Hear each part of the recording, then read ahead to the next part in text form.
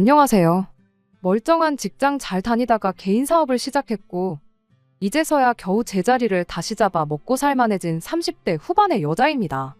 욕심 많은 시댁에 재수 없는 남편과 이혼해서 보란듯이 복수해주게 된 저의 이야기를 하러 찾아왔어요. 제가 장사를 처음 시작하게 된 건 제 어릴 적 친구 때문이었습니다. 과거에 입시 준비하면서 엄청 친하게 지냈던 친구가 하나 있어요. 저랑 공부를 비슷비슷하게 하는 친구였다 보니 대학도 비슷한 곳에 진학하게 되었습니다. 그런데 그 친구가 대학 들어간 지 얼마 지나지 않아서 유학길에 올랐어요.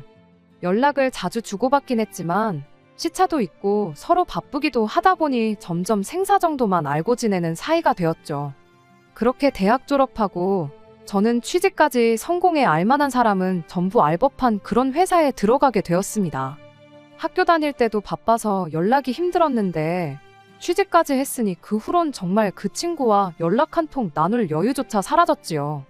그렇게 직장 생활 3년 차를 넘기고 있을 무렵 미국으로 유학 갔던 그 친구한테서 연락이 왔어요. 자기가 얼마 전에 한국 돌아와서 창업을 했는데 한번 놀러 오라고요. 한국 돌아와서도 오픈 준비한다고 정신없이 바빠서 연락할 겨를이 없었는데 가게 오픈한 만큼 이제 시간적으로 여유가 많다면서 오랜만에 얼굴 좀 보자고 유학 떠난 뒤로 그나마 친구라고 연락하고 지냈던 게 저밖에 없더라며 꼭 좀 와달라고 부탁을 해왔습니다. 친구가 한다는 가게 위치도 엄청 애매한 곳에 있었어요. 접근성은 나쁘지 않은 편이었는데 주변에 상권이라고는 하나도 없는 그런 곳이었습니다. 그런데 매장 앞에 도착하니 주차장은 차로 꽉 차 있고 가게 앞은 줄을 기다리는 손님들로 인산이네였어요. 제 눈을 믿을 수가 없었죠. 당연히 내놓으라 하는 이공계 들어가서 해외 유학까지 마치고 왔으니 당연히 IT 관련된 큰 회사로 취직을 할 줄 알았던 친구가 앞치마를 메고 음식 만드는데 여념이 없으니 그 광경도 참 새롭더군요. 친구는 자기도 가게가 이만큼 바쁠 줄 몰랐다며 놀러 오라고 해놓고 신경도 못 써줘서 저한테 미안하다고 몇 번을 사과하는데 그래도 제가 나름 일머리도 있는 편이고 따라하는 건 금방 배우는 타입이었다 보니 친구한테 그럴 게 아니고 내가 할 수 있는 건 도와주겠다 말하고 그날 하루 아예 일을 도와줬습니다. 줄이 워낙에 길었다 보니 점심시간이 훨씬 지난 4시가 돼서야 손님이 빠지기 시작했어요. 정신없이 바빠서 그랬나 시간도 그만큼 빨리 흐르더군요. 그리고 그때 바로 이거다 하는 생각이 들었습니다. 그때 한참 딱딱한 회사 문화의 염증을 느끼고 있던 시기이기도 했거든요. 의미 없이 직원들 일찍 집에 가는 게 싫다고 붙잡아두기식으로 강제하는 야근에 모난 돌은 정 맞는다고 내 의견 하나 똑바로 피력하기 힘든 수직적인 사내 문화 등등. 돈이야 벌겠지만 이 회사 다녀봐야 나한테 도움될 거 하나 없지 않겠나 하는 생각에 하루하루가 스트레스였는데 이 친구를 보니 차라리 힘들더라도 나를 위해 일하고 내가 일한 만큼 벌어가는 게 훨씬 좋겠다 싶은 생각이 더 컸었나 봐요. 장사를 쉽게 본 건 절대 아닙니다. 친구는 친구 나름대로의 고충이 있을 거라 생각했어요. 실제로 친구가 그날 저랑 대화 나누면서 정해진 시간만 일하면 달마다 정해진 고정 수입을 주는 안정적인 직장 생활하는 사람들 보면 참 부럽다고 말까지 해줬다 보니 장사의 어려움은 이미 시작하기 전부터 회사 생활보다 더 힘들 수 있겠구나 하는 생각을 갖고 있었어요. 길고 짧은 거 대보는 것보다 직접 몸으로 부딪혀보는 게 훨씬 빠르겠다는 생각에 내친 김에 그 다음 주에 회사 그만두고 다시 친구한테 일 배우고 싶다고 찾아갔습니다. 친구랑 그 어떤 상의를 하고 간 게 아니었다 보니 난데없는 저희 요청에 친구는 엄청 당황을 했어요. 그도 그럴 게 일손이 부족한 건 사실이지만 당장은 아르바이트를 뽑았으면 되는 건데 굳이 친구이기까지 한 저를 쓰는 게 업주 입장에서는 참 부담스러웠겠지요. 그래서 솔직하게 말했어요. 나도 너처럼 내 가게를 갖고 싶다고 다만 아는 것도 없고 뭐부터 시작해야 할지도 모르니 그냥 밑바닥부터 배우고 싶어서 찾아온 거라고요. 돈 같은 거 안 줘도 되니 차근차근 하나씩 알려만 달라고 했습니다. 제가 진심인 게 느껴졌던 건지 친구도 알겠다고 했고 그렇게 친구 밑에서 딱 1년을 일을 하게 되었습니다. 생각보다 월급도 넉넉하게 챙겨줬고 친구가 자기가 배워온 모든 걸 저한테 전수를 해줬어요. 그뿐만이 아니라 메뉴 레시피까지 전부 저한테 알려줬고 마지막에 가선 저한테 엄청난 제안까지 해줬습니다. 어디에다가 가게를 차리던 간판이며 이런 거 다 그대로 써도 괜찮다고요. 자기 가게는 이미 인터넷에 홍보도 많이 된 상태고 하니 원한다면 간판도 그대로 사용해도 좋다고 말이죠. 게다가 상호명을 사용하는 데 있어서도 그 어떤 로얄티도 받을 생각 없고 추가적으로 지점을 내서 체인 사업을 할 생각도 없으니 그런 부분도 걱정 말라고 하더라고요. 정말 몸둘 바를 모를 정도로 너무 고마운 제안이었죠. 친구 딴에도 저한테 고마웠던 게 많았나 봐요. 친구 또한 유학까지 다녀와서 미국에서 세계 굴지의 기업에 취직까지 했는데 그 자리 마다하고 일을 배워 한국까지 돌아와서 차린 가게랍니다. 다들 자기한테 미쳤다고 손가락질하기 바빴는데 딱 저 한 명 자기 가능성을 알아봐준 게 저라고요. 게다가 멀쩡히 다니던 회사 그만두고 자기를 찾아와 주기까지 한 게 어떤 면으로는 참 고마웠다면서요. 아무튼 그렇게 일을 배워나온 저는 회사 근처에서 혼자 지내고 있던 집 전세 계약이 끝남과 동시에 보증금 돌려받아 그 길로 고향으로 돌아왔습니다. 집에 회사를 그만뒀다는 사실을 알린 적 없다 보니 회사 그만두고 장사할 생각이라며 찾아온 저를 두고 저희 부모님께서도 제정신이냐고 뭐라 한마디 하셨죠. 하지만 저는 어느 정도 이 장사에 대한 확신이 있었다 보니 역으로 부모님을 설득할 수 있었습니다. 저희 부모님께서도 적성에 안 맞는 걸 직장이라고 붙들고 있는 것보다 자기한테 맞는 일 찾아서 하는 게 오히려 나을 수도 있다며 이내 제 결정을 응원해주기 시작하셨어요. 그렇게 역으로 부모님께 제가 가게를 여는데 모자란 만큼을 지원받을 수 있었습니다. 아무래도 이쪽 동네가 서울 경기권만큼 인구가 많은 지역은 아니다 보니 친구처럼 접근성 좋은 곳에 사람들이 알아서 찾아오도록 가게를 차리는 것보다 유동인구가 많은 곳에 가게를 차리는 게 맞겠다 싶었어요. 운 좋게 주거단지가 밀집한 동네에 지하철역도 가까운 곳에 자리를 하나 얻게 되어 거기에 가게를 오픈하게 되었습니다. 친구 말처럼 가게 이름 자체가 인터넷에서 워낙에 유명했다 보니 가게가 자리를 잡는 데까지는 그렇게 오랜 시간이 걸리지 않았습니다. 실제로 친구가 다른 지점을 열지 않겠다는 약속도 지켜주었어요. 인터넷에서 화제인 가게이니만큼 여러 군데서 5만 가지 제안이 다 왔었나 봅니다. 투자해 줄 테니 체인 사업을 해보자는 사람들부터 시작해서 백화점 식품관에서도 협업 제안이 왔었다고 해요. 돈을 훨씬 많이 벌 수 있는 제안들이었는데 친구는 혹시나 그게 제 가게 매출에 영향을 줄 수도 있겠다 싶어서 딱 잘라 그 제안을 거절했답니다. 그런 친구의 배려에도 불구하고 제 가게가 친구 가게와 비교해보면 돈을 쓸어 담는다고 할 만큼 장사가 잘 되지는 않았어요. 회사 다닐 때 월급하고 비교하면 조금 더 잘 버는 수준이긴 했지만 아무래도 내 장사다 보니 신경 쓸 것도 너무 많고 여러모로 아쉬운 점이 많았습니다. 그래도 장사가 어느 정도 자리를 잡고 나서는 직원 2명 쓰고 그러다 보니까 시간적으로 여유가 조금 생기더라고요. 그러다 만난 사람이 남편이었지요. 나이가 있었다 보니 연애를 시작하고 결혼까지 가는데 1년 정도의 시간밖에 걸리지 않았습니다. 남편은 어떻게 보면 저랑은 정반대의 사람이었어요. 얽매이는 게 싫어서 직장 생활에 염증을 느꼈던 저와는 다르게 남편은 자기가 다니는 회사에 자부심까지 가지고 있는 그런 사람이었습니다.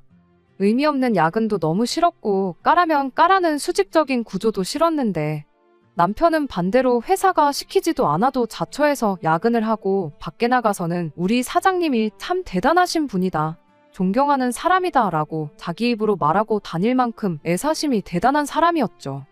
그만큼 성실한 사람이었다 보니 제 인생에 있어서 좋은 동반자가 되어주겠구나 생각했어요.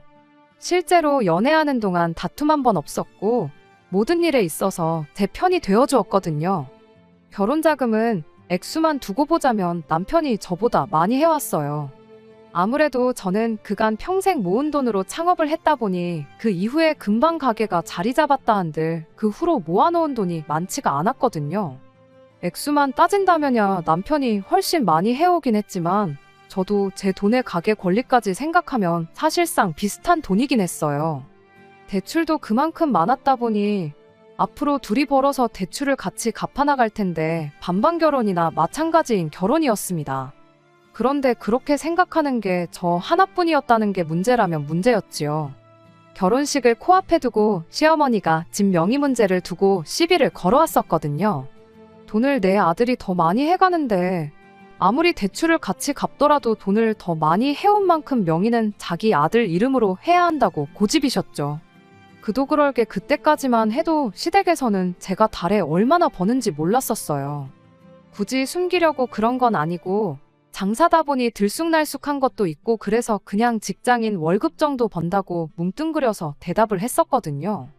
부모님이 일부 도와주신 게 있긴 하지만 가게에 들어간 돈이 전부 제 돈인데 그 돈은 생각 안 하고 당장 모아놓은 돈이 5천 정도밖에 없다는 소리에 시댁에서는 그걸 두고 제가 달에 한 2, 300 정도 겨우 버는구나 그렇게 생각하고 있었던 겁니다. 말인즉슨 시어머니 생각에는 제 돈으로는 생활비나 겨우 되지 대출이자도 당신 아들 월급으로 대부분 갚아나갈 텐데 결혼했다고 집 명의까지 공동 명의로 가져가려는 제가 못마땅했던 거예요. 그런데 실상은 그게 아니었거든요. 당장 제가 평균적으로 가져가는 게 4,500 정도 되는 수준이었고 개인 시간이 필요해서 직원 2명을 쓰고 있었는데 직원 1명 줄이고 제가 발로 뛰면 달에 700은 무조건 가져간다고 봐도 되는 상황이었어요. 퇴직금이니 4대 보험이니 이런 거 전부 차치하고 당장 월 수입으로만 놓고 본다면 남편보다 제가 훨씬 더 많이 버는 상황이었죠. 그래서 하는 수 없이 그때 시댁에 제 월 수입에 대해서 처음으로 공개를 하게 되었습니다. 시어머니도 시어머니지만 남편도 엄청 놀라는 눈치였지요. 장사가 그만큼이나 돈이 되냐면서 요즘 뉴스 보면 자영업자들 죽어나간다는 소리만 들리는데 뻥치지 말라면서 제 말을 안 믿는 눈치였습니다. 말로 하는 것보다 직접 보여주는 게 낫겠다 싶었고 마침 직원 1명이 취직 준비 때문에 일을 줄이고 싶다는 말을 꺼내와서 아예 제가 일하는 시간을 다시 늘리게 되었어요. 그렇게 결혼하고 나서 2번째 달 월 수입으로 진짜 700만 원을 가져오니 그때부터는 명의 문제 가지고 말을 꺼내는 일이 없어졌습니다. 그런데 그 방법은 그냥 언발에 오줌을 누는 거나 마찬가지였지 그 때문에 오히려 상황만 악화시켜서 제 결혼 생활을 파탄으로 이르게 만들 줄은 생각도 못했어요. 알아보니 집 명의가 누구 이름으로 되어 있는지가 사실 그렇게 중요한 것도 아니라는데 그럴 게 아니고 시댁에서 제 수입을 별 볼 일 없다고 끝까지 오해하게 만드는 게 더 나았겠구나 싶은 일이 생겼죠. 처음에는 벌이 차이가 있는 만큼 네 돈 내 돈 따로 하는 게 좋겠다던 시댁이 이젠 제 돈으로 호강하려는 욕심을 대놓고 보이기 시작했거든요. 그건 시댁 식구들 뿐만 아니라 남편도 똑같았어요. 뿌리 깊은 나무처럼 내게 든든한 사람이 되어줄 것이라고 생각했는데 그 뿌리가 이미 시댁 식구들한테 너무 깊게 내려간 나머지 시댁을 지탱하는 기둥이나 마찬가지라는 상태였다는 걸 결혼 전에는 생각을 못했던 겁니다. 남편은 대놓고 저에게 대리효도를 원하기 시작했어요. 친정어머니께서 가게 차릴 때 돈을 도와주셨던 만큼 그 돈을 다 갚은 상태이긴 했지만 매달 용돈 하시라고 한 달에 100만 원씩 드리고 있었거든요. 그런데 남편은 결혼했으면 양가 똑같이 챙겨야지. 친정에만 그렇게 하는 게 나중에 불화의 씨앗이 될 수 있다며 시댁에도 똑같이 돈을 보내주길 원했습니다. 처음에는 그게 맞는 건가 생각해서 그 후로 2달을 친정에 보내듯이 시댁에도 돈을 보냈어요. 사실 말도 안 되는 상황인 거 저도 알았지만 그때는 그냥 좋은 게 좋은 거다 하고 넘어갈 생각이었거든요. 어차피 둘이 같이 벌어서 대출 갚고 그러는데 네 돈 내 돈 따질 것도 없는 거 아니냐. 내 돈으로 주나 남편 돈으로 주나 그게 뭐가 다르겠냐 하고 좋게 좋게 생각했어요. 그런데 그렇게 3번째 용돈 보내는 날이었습니다. 시어머니한테서 문자 한 통을 받게 되었는데 그 문자 한 통 덕분에 아주 내가 생각을 해도 완전 잘못했구나 하고 그 마음을 고쳐먹게 되는 일이 있었죠.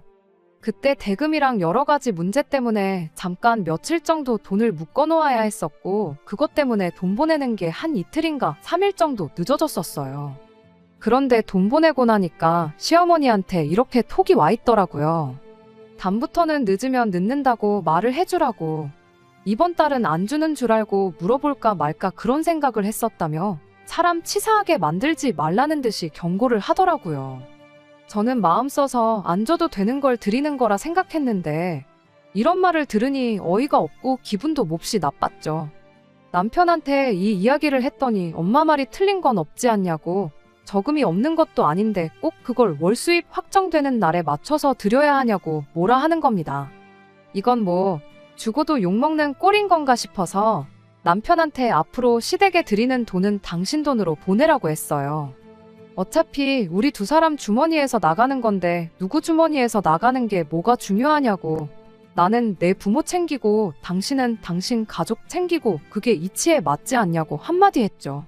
막상 내 돈 주는 건 안 아까웠는데 자기 돈 주려니 아까웠는지 그 달로 시댁의 용돈은 아예 끊기게 되었습니다. 하지만 또 돈을 안 보내게 되니 안 보내게 되는 만큼 저로 하여금 대리효도를 강요하기 시작했어요. 자영업자 좋은 게 뭐냐고, 너가 사장인 만큼 시간 쓰는 게 자유로운 게 장점 아니겠냐며. 다른 집 며느리들은 일부러 시어머니 모시고 백화점도 다녀오고 한다는데 너도 다른 집 며느리들처럼 시부모 모시고 시간 내서 여기저기 좀 다녀오라 하는 겁니다. 그 말에는 대응조차 할 필요 없었죠. 다른 집 며느리들은 남편이 벌어다주는 돈으로 전업주부 생활 하고 있어서 그런 거 아니겠냐고요. 그렇다고 내가 더 잘 버는데 가게까지 닫아가며 시어머니 모시고 여기저기 다닐 생각은 없으니 벌이가 더 적은 당신이 회사 그만두고 우리 친정부모님한테 효도하면서 대릴사위 노릇 하는 게 어떻겠냐고 한마디 했더니 대리효도 이야기 또한 쏙 들어가게 되었어요. 결혼 전과는 180도 달라진 모습에 제 속도 속이 아니었습니다. 그런데 시간이 약이라는 말처럼 결혼 생활 어느 정도 지나고 나니 상황이 많이 나아지기 시작했어요. 시어머니가 저를 어려워하기 시작했던 겁니다. 남편 아래로 저보다도 2살 어린 신우가 있어요.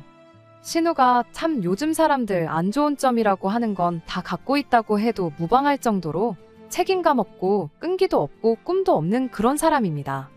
그런 만큼 시어머니한테 신우는 아픈 손가락 같은 존재였어요. 어떻게 겨우 대학 보내놨더니 하라는 공부는 안 하고 놀러만 다니고 사고만 치고 다니다가 결국 적성에 안 맞는다고 대학교를 자퇴하게 되었고 이후로도 일은 똑바로 안 하고 놀러 다니는 데만 혈안인 그런 사람이었습니다. 남편이며 시부모님 인맥을 총동원해서 취직을 시켜놓아도 반년 다니면 정말 잘 다녔다고 할 정도로 금방 그만두기 일쑤였고요. 그런 게 하도 반복되다 보니 나중에 가선 이력서를 써서 보내도 면접 보러 오라는 연락 한 통 없이 서류에서부터 탈락하기 시작해서 신우가 가질 수 있는 직장이라곤 아르바이트 자리 정도밖에 없었어요. 나이 먹으면 정신 차리겠거니 생각했는데 오히려 시간이 지날수록 상태만 악화되고 있는 그런 상태였고 시어머니 입장에서는 그래도 소중한 딸인 신우가 마지막으로 직장이나마 가질 수 있는 게 제 가게뿐이라는 생각을 갖기 시작한 겁니다. 그래서 그 덕에 언젠가부터 시어머니가 저를 어려워하기 시작했고 남편 또한 제 눈치를 많이 보기 시작했어요. 그렇다고 해서 제가 신우를 제 가게의 직원으로 채용할 생각은 없었습니다. 잘하는 사람을 뽑아놓아도 모자랄 판에 그런 책임감 없는 사람을 일부러 멀쩡히 잘 일하고 있는 직원들 시간까지 빼가면서 신우를 써줄 이유가 하나도 없었던 거죠. 그러던 중 시어머니가 신우랑 같이 해서 저를 찾아왔어요. 애가 이제 정신 차리고 똑바로 산다고 하니 한 번만 기회를 주면 어떻겠냐는 식으로 물어오셨고 신우 또한 새언니 가게이니만큼 내 가게다 생각하고 열심히 할 테니 일을 시켜달라고 부탁을 해왔죠. 하도 간곡하게 사정을 하길래 결국엔 그 부탁을 들어주기로 했어요. 내가 내 수입 덜 가져가겠다는 생각으로 직원들 시간 하나 건드리지 않고 신우 자리를 하나 만들어줬습니다. 솔직히 처음엔 신우가 한 달 버티면 오래 버티는 거다 생각하고 만들어준 자리였는데 진짜로 이번엔 정신을 차린 건지 정말 자기 가게처럼 열심히 일을 하더라고요. 가게 문 열기 10분 전에 가게 앞에 와서 기다리고 있지 않나. 다른 직원들에 비해서 손이 느리고 일머리가 많이 없기는 했지만 정말 열정적으로 최선을 다해서 일을 하는 모습에 저도 생각을 달리하게 되었어요. 그리고 그렇게 신우를 제 가게에서 일을 시킨 덕분에 남편과 시어머니와의 관계도 좋아지기 시작했으니 더할 나위 없이 좋은 결정을 내렸구나 그런 생각을 하게 되었습니다. 신우가 생각보다 잘 따라와주고 워낙에 열심히 하는 모습을 보여줬다 보니 반년이 지나고부터는 최저시급으로 쳐줬던 급여도 다른 직원들 받던 만큼까지 올려주고 그랬어요. 제가 가게에 나와 있으면 제 옆에 딱 달라붙어서 제가 하는 일 다 노트에 받아 적고 메모하는 모습을 보고 이젠 진짜 정신 차렸는가 보구나 하고 신우를 달리 보게 되었습니다. 그런데 그렇게 1년이 더 지나서 신우가 갑자기 일을 그만두겠다는 의사를 전해왔습니다. 일하는 게 나쁘거나 그런 건 아닌데 아무래도 장사는 자기 적성이 아닌 것 같다며 그동안 일하면서 벌어놓은 돈을 가지고 공무원 시험이나 준비해야겠다고 그러더라고요. 일도 어느 정도 손에 익은 듯 보이고 직원들하고 팀워크도 좋아졌는데 막상 신우가 그만둔다고 하니 아쉽기까지 했습니다. 그래도 자기한테 더 잘 맞는 일을 하겠다고 그만두는 신우를 붙잡는 건 또 아니겠다 싶었어요. 그래도 나름 가족이자 사장이라고 퇴직 금명목으로 현금도 두둑하게 챙겨주고 신우의 성공을 바래주기로 했습니다. 어차피 신우가 없어도 굴러가던 가게였다 보니 신우가 나갔다고 해서 직원을 새로 뽑지는 않았고 다시 제가 일하는 시간을 늘려 가게를 도와주기 시작했죠. 신우가 가게를 나갔다고 해서 시어머니와 관계가 다시 악화되고 남편이 저한테 다시 대리효도를 요구하고 그러지는 않았습니다.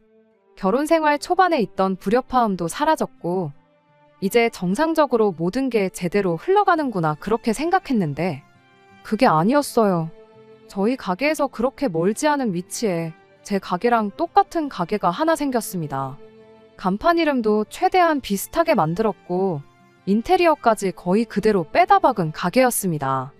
그리고 그 가게를 차린 장본인은 다른 사람이 아니라 공무원 준비를 한다고 가게를 나간 신우와 시어머니였습니다. 정말 믿는 도끼에 발등을 찍혀도 이보다 아플 수가 없었어요. 정신 차리고 열심히 일을 했던 게 사실은 제 가게랑 똑같은 가게 하나 차릴 생각으로 열심히 했던 겁니다. 제가 일하는 거 따라하고 지켜보던 것도 열심히 받아 적던 것도 전부 다 잘하려고 노력한 게 아니라 때가 되면 제 뒤통수를 때릴 생각을 하고 있었던 거죠. 엎친 데 덮친 격으로 저희 가게 직원들까지 그만두겠다는 의사를 전해왔어요. 이유는 물어볼 것도 없었죠. 신우가 제가 주는 것보다 월급을 100만 원씩 더 쳐준다고 했다고 신우네 가게로 옮기기로 했답니다. 제가 직원들한테 돈을 짜게 주고 있던 것도 아니었는데 그렇다고 당장 일할 사람 붙잡겠다고 신우가 주기로 한 돈을 맞춰주는 것도 아닐 일이다 싶어서 결국 몇 년을 함께한 직원들까지도 신우한테 빼앗기게 되었어요. 남편한테 이게 무슨 상황이냐고 신우랑 시어머니한테 당장 가서 따지겠다고 했더니 남편이 가족끼리 뭘 그러냐, 우리끼리만 잘 살면 쓰냐면서 그냥 분점 하나 냈다고 생각하면 마음이 편하지 않냐는 겁니다. 아니, 차라리 그럼 가게 한 개 더 낼 생각 없냐고 물어봤으면 되는 거 아니냐고. 이렇게 사람 뒤통수 때리는 게 정상적인 거냐고. 그리고 따지고 보면 내 친구가 본점을 하고 있는 거고 내가 하는 게 분점인데 분점 5분 거리에 분점을 또 내는 가게가 세상에 또 어디 있냐고 남편한테 한마디 했죠. 남편은 이게 다 결혼 초반에 가족들한테 거리 두고 처가와 시댁을 차별한 것에 대해 벌을 받는 거라고 자업자득이라는 말도 못 들어봤냐며 이게 다 제가 자초한 일이라고 뻔뻔한 소리를 하더군요. 그때 제가 치사하게만 안 굴었으면 자기 가족들도 이렇게까지는 안 했을 거라나요? 그리고 신은혜가 제 가게를 표절했다는 증거라도 있냐며 뻔뻔하게 나오더군요. 친구가 처음 사업을 성공시키고 나서 이미 여러 군데서 비슷한 느낌의 메뉴들을 출시했었고 그걸 따라해서 창업한 가게들도 수십 군데가 넘었습니다. 남편 말은 신우가 새로 차린 가게 또한 그런 비슷한 가게들 중 하나일 뿐 따라한 게 아니라는 소리였죠. 당연히 제 가게가 잘 되면 잘 되는 만큼 근처에 비슷한 가게가 생기게 될 거라는 건 어느 정도 염두에 두고 있었습니다만 간판에 인테리어까지 똑같이 따라한 가게를 다른 사람도 아니고 내 남편 가족들이 차릴 줄은 생각도 못했어요. 그리고 이 모든 게 저만 모르게 해서 남편을 포함한 시자들끼리 계획한 일이라는 사실을 알게 되니 소름이 다 돋더군요. 그 와중에 남편이 저한테 너는 지난 세월 동안 벌만큼 벌지 않았냐고 이제는 우리 엄마랑 동생 돈 편하게 벌게 이참에 장사도 접고 남편이 벌어다주는 돈으로 시댁에 효도하면서 편하게 지내라는 소리를 하는 겁니다. 가게 말아먹고 월수입이 사라지면 제가 찍소리도 안 하고 자기들 눈치 보고 살 거라고 생각했는가 봐요. 그렇게 할 생각은 눈꼽만치도 없었으니 다른 말보다 남편한테 이혼하자는 말을 한마디 건넸어요. 남편은 저한테 당장 먹고 살 걱정부터 해야 하는 거 아니냐면서 진짜 이혼할 생각이냐고 뻔뻔하게 나오더라고요. 제가 당장 굶어 죽는 한이 있더라도 니들 생각하는 대로 되지는 않을 거라고 강하게 나왔지요. 불행인지 다행인지 이렇게 신우랑 시모가 가게를 차리면 제가 이혼 이야기를 꺼낼 거라고 예상은 하고 있었나 봅니다. 자기가 이혼남이 되는 한이 있어도 달마다 거의 1,000만 원 벌어오는 가게라도 손에 갖게 되었으니 그 비용치고는 싸다고 생각했는가 봐요. 덩달아 신우 미래의 시모 노후까지 책임질 수 있었던 거니 말이에요. 그렇게 저희는 곧바로 이혼 수속을 시작했고 반년이 지나서 남편과는 완벽한 남남이 되었습니다. 직원도 없고 이혼하면서 이래저래 준비할 것도 많아서 혼자 힘으로 가게 운영하는 게 정말 힘들었어요. 하지만 죽으라는 법만은 없었습니다. 친정어머니께서 가게 일을 도와주기 시작했고 저도 더 열심히 가게에 나가서 일을 하기 시작했어요. 하지만 눈에 띄게 떨어진 손님과 매출은 굳이 포수기를 보지 않아도 알 수 있을 정도로 타격이 컸습니다. 더 좋은 위치에 더 넓고 더 깨끗한 가게가 새로 생겼는데 손님들 입장에선 신우 가게를 두고 제 가게에 올 이유가 하나도 없었습니다. 심지어 직원들까지 다 저희 가게에서 일하던 사람들인데 손님들 입장에선 진짜로 장사가 잘 돼서 근처 넓은 가게로 가게를 옮겼구나 생각했었나 봐요. 그래도 아랑곳하지 않고 그렇게 열심히 했죠. 그런데 남편과 이혼을 하고 난 뒤로 언젠가부터 눈에 띄게 매출이 회복되고 있는 느낌이 들기 시작했습니다. 알고 봤더니 이 사실을 알게 된 제 친구가 저 모르게 인터넷에 표절 매장이라고 신우 가게 사진까지 찍어서 포스팅을 해준 거예요. 그리고 동네에서도 가게 자주 오던 단골 손님들 몇 분이 이런 저와 신우의 얽힌 비하인드 스토리를 알아내게 되었고 그게 또 동네에 소문을 타서 신우 가게로 빼앗겼던 손님들이 다시 저희 가게로 돌아오기 시작한 거였죠. 그 와중에 신우가 빼갔던 2명의 직원들이 다시 저를 찾아왔어요. 다시 돌아오고 싶다더군요. 돈을 100만 원을 더 주는 게 사실은 더 주는 게 아니었던 거예요. 정확히 말하자면 신우네 가게가 저희 가게보다 1시간 일찍 열고 1시간 늦게 닫았었어요.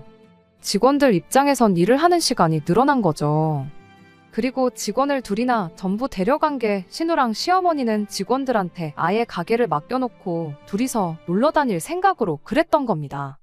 3명, 4명씩 하던 일을 둘이서 나눠가지고 하게 되었으니 일도 더 많아졌던 거고요.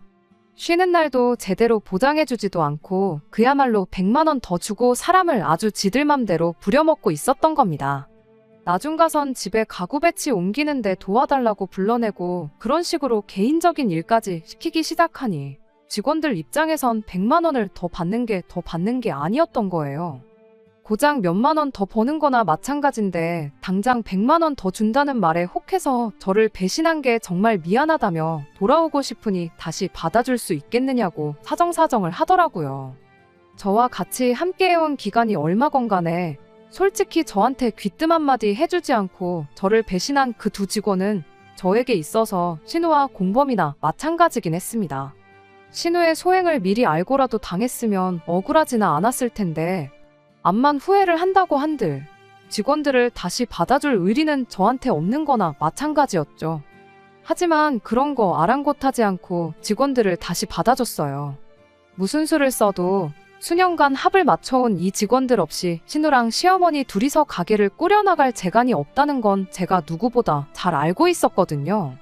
신우도 했는데 저라고 못할 게 뭐가 있나 싶어서 당장 그렇게 하기로 했습니다. 그렇게 주문한 음식도 제때 못 내주는 신우네 가게는 점점 손님이 떨어지기 시작했어요.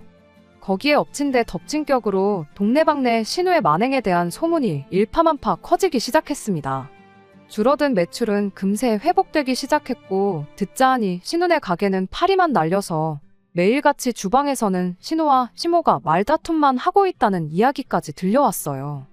그러던 중 얼마 전 친구한테서 서로 2가게 정리하고 서울 한복판에다가 엄청 크게 가게를 하나 같이 열면 어떻겠냐는 제안을 받았습니다. 유동인구가 몇 배나 많은 만큼 아마 모르긴 몰라도 지금 버는 돈의 몇 배는 벌게 될 거라면서 말이죠. 저는 그 제안을 흔쾌히 받아들였어요. 어차피 이혼한 남편과 그 신우랑 시모 때문에 정이 떨어질 만큼 떨어져서 같은 동네에서 계속 살고 싶은 마음이라곤 쥐뿔도 없었거든요. 대신 제 가게는 조금 나중에 정리기로 했어요. 조금만 더 하면 신우가 차린 그 가게 망하는 꼴을 볼 것 같은데 괜히 내 가게 정리해서 신우네 되살아나는 꼴은 보고 싶지 않았거든요. 그렇게 가게 준비하면서 서울과 고향을 오며 가며 하며 처음 가게를 열었을 때보다 더 열심히 지난 몇 개월을 보냈습니다. 그리고 서울의 가게가 오픈함과 동시에 신우네 가게가 결국 버티지 못하고 문을 닫게 되었습니다. 그렇게 제 가게도 정리를 하게 되었어요. 가게는 직원 중 한 명이 인수를 해서 새로운 가게로 새로 차리기로 했고, 다른 직원 한 명은 저를 따라와 서울로 올라와서 같이 일을 하기로 되었습니다. 친구의 예상대로 서울의 새로 연 가게는 정말이지 그야말로 대박이었습니다. 접근성이 더 좋아진 만큼 소문도 더 빨리 퍼지게 돼서 지금은 평일 대낮에도 손님들이 가게를 둘러쌀 만큼 줄을 서야 할 정도로 장사가 잘 되고 있어요. 이렇게 더 성공한 저를 보고 남편이며 시모며 신우가 얼마나 배 아파할지 생각하면 잠을 안 자도 쌩쌩하고 안 먹어도 배가 다 부를 정도입니다. 그리고 한편으로는 이런 생각도 들어요. 신우랑 시모가 욕심내지 않고 신우를 제 밑에서 계속 일하게 시켰다면 아마 모르긴 몰라도 제가 이렇게 서울에 올라오면서 신우한테 가게 권리를 전부 넘기고 왔을지도 모른다는 걸요. 아니면 동업자 대우로 신우랑 같이 서울로 올라왔을 수도 있고요. 욕심 조금만 덜 부렸어도 평생 먹고 살 걱정은 없게 만들어줄 수 있었을 텐데 제 욕심에 쫄딱 망해버린 시댁 보니까 남편 말 맞다나 자업자득이라는 말이 괜히 있는 말이 아니구나 싶네요. 끝까지 들어주셔서 감사합니다. 오늘의 사연은 여기까지입니다. 구독과 좋아요, 알람 설정 부탁드리고 더 좋은 사연으로 다시 찾아뵙겠습니다. 감사합니다.